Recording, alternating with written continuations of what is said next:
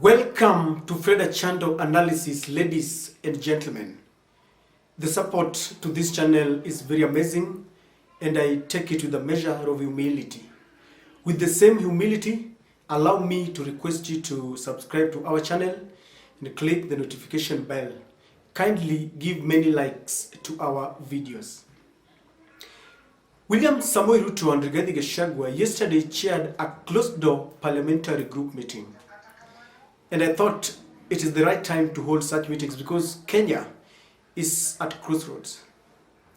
But there is an agenda that they discussed that has really caught my attention.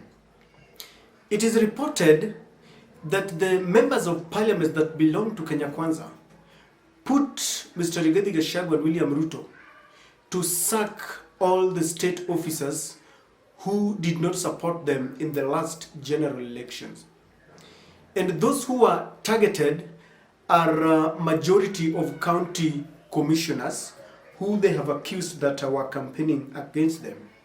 And among them are Wajir County, Mr. Narengo. We have Rift Valley County Commissioner Malim Mohammed. We have Trans Nzoia County Commissioner Mr. Samson Ojwang. We've got Uasin Gishu County Commissioner Stephen Kihara, the Nakuru County Commissioner Mr. Erastus Mbui, and of course Kenya Urban Roads Authority Director General Silas Kinoti are among state officers who have been targeted. And I looked at that agenda and I thought, when Kenya is grappling with the myriad of challenges, when the Kenya Kwanza holds such a crucial meeting, I thought they should have been discussing serious matters, not matters that pertains to looking for some people to reprimand. And I've realized that the Kenya Kwanza team has chosen the path of vengeance and not the path of reconciliation. Sawa sawa. Ya pili, nataka niambia county commissioner wetu wa hapa. My friend, sio lazima ufanye kazi. Hata OCS wetu wa hapa anatosha kufanya kazi hapa. Usituletee uchochezi. Kazi ya kufanya mkutano usiku, tunataka tukuambia county commissioner, wewe ni mtu mdogo, wewe ni mtu moja. Usituletee ujinga. Usituletee siasa ya upuzi. Enda tafuta kipicho ukae nao Nairobi. And I want to say this, ladies and gentlemen. There isn't any nation that has progressed and achieved their national agendas when they decide to choose the path of revenge. And there's one thing that I have been asking myself. William Ruto and Rigathi Gachagua every Sunday attend churches, and they have turned those church podiums into political forums. But the church is loudly silent. When this administration are on a fishing expedition and looking for someone to avenge, I thought this is the right time for the church to come in to play their role, because at the heart of our churches lies a responsibility to ensure that our nation heals, and heals very fast after a hotly contested election. I listened to Gatundu South Member of Parliament, Mr. Gabriel Kagombe, and he was saying that it is difficult to work with state officers who frustrated them. And I thought this is ridiculous, because magnanimity is a trait that every leader must cultivate. You must be able to work with your enemies, because starting from the ward level all the way to the presidency, when you are campaigning, you have people who do not support you. And that is the importance of democracy. That you will campaign, you will go for an election, there are people who will vote for you, and there are opponents who will not vote for you. But by the time you take oath of office, you take cognizance of the fact that you are now a leader of those who voted for you and those who didn't vote for you. Could it be that the Kenya Kwanza team are looking for vacancies to fix their allies and friends?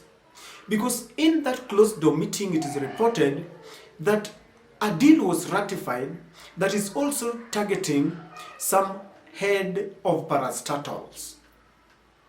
I was just thinking that it could be a way of creating vacancies to reward those who help, because William Ruto had reported in his acceptance speech that there are several people who even volunteered during their campaigns, those who produced merchandise, those who supported in one way or the other. And if you have looked at the appointments of William Samoei Ruto and Rigathi, you realize that they are rewarding their friends. It's not bad, but they should also consider other Kenyans. What is really happening with our nation? Because I thought that William Ruto and Rigathi Gachagua have cultivated their true culture of calling themselves men of God. People who believe that their win was given from heaven. I want to say that if we continue on this path, then Kenya will make steps backward. We need to be moving forward 60 years after independence, 60 years down the line.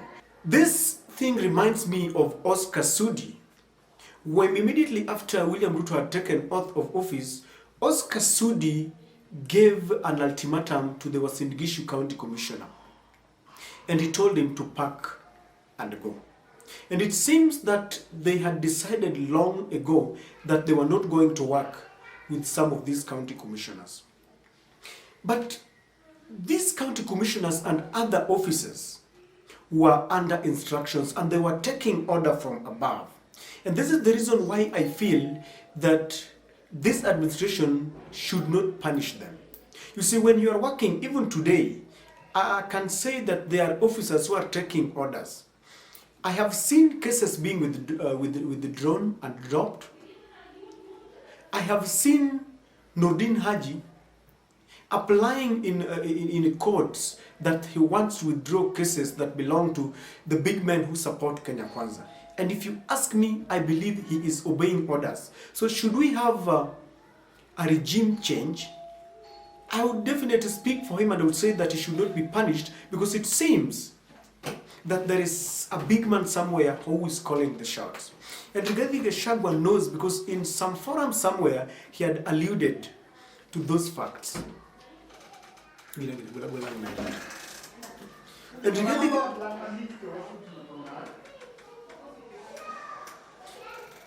Rigathi Gachagua indicated that he understands that some of those officers were being instructed. Number two, it is coming against the backdrop of Rigathi Gachagua himself saying that elections are over and that they have forgiven those who maybe frustrated them in one way or the other. And I want to say that I understand that they might have faced some harsh treatment. They might have been frustrated by the previous regime. But for us to move on, for us to get down to work and implement the campaign manifesto, all that we promised Kenyans, we need to ensure that we forget the past and we move on.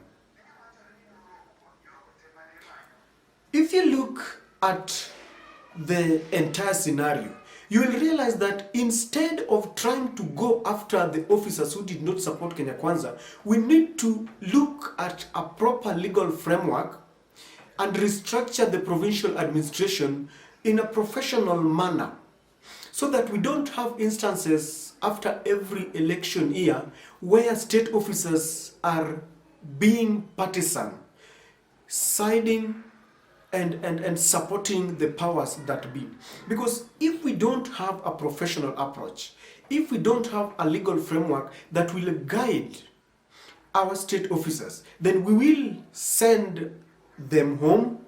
But after 5 years, in 2027, you will see these officers with the same trend again, bowing to pressure, taking orders to support one particular candidate. And I want to tell you that I oppose the idea of state officers supporting any candidate. They should be very neutral.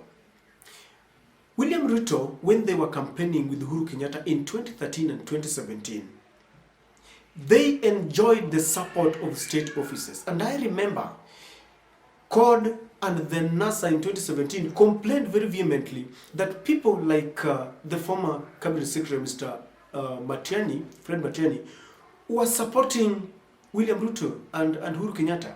And William Ruto told Raila Amolo Odinga and his team, told them off that these people also have their own choices and they are allowed to support whoever they want. And I remember even the courts pronounced themselves on this and said that apart from state officers being, apart from them being state officers, they are also Kenyans and they are allowed to take sides, they are allowed to support whoever they want.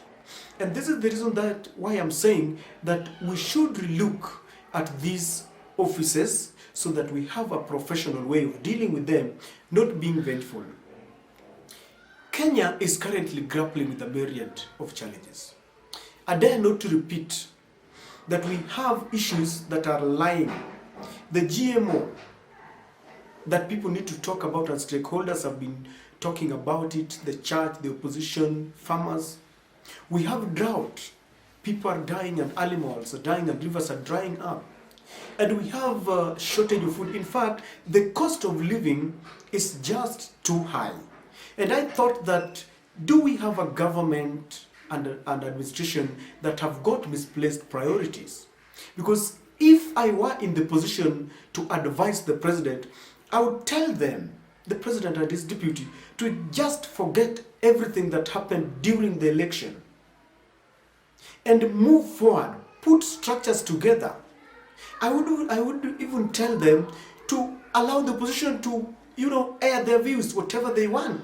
Because by the end of the day, ladies and gentlemen, in developed countries, you are allowed to talk with your opponents so that the country moves forward, because the opposition has people who support them. This government came into power allegedly as a result of intervention from God.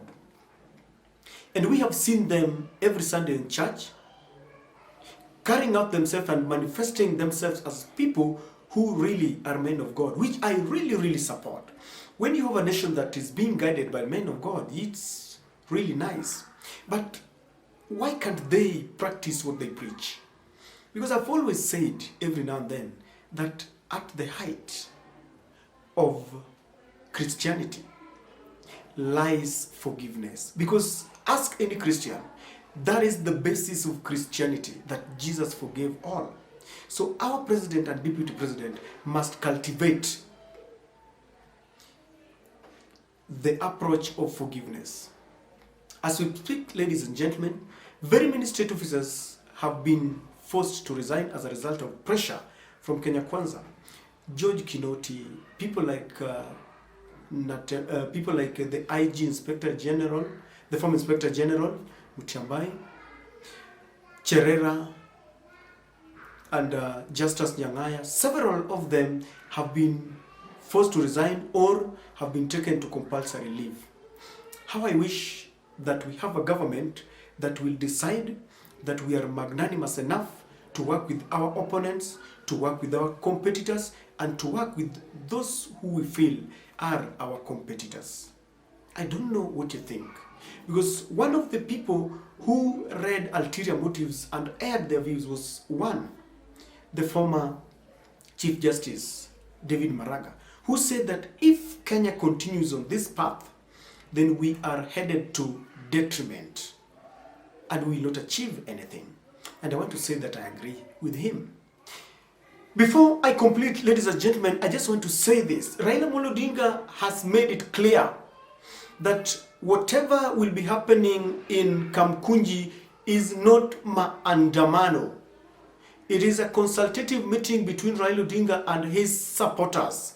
And we want to caution, or rather, Raila said that he's cautioning anyone who wants to bring in thugs to cause mayhem so that they can blame the Azimio.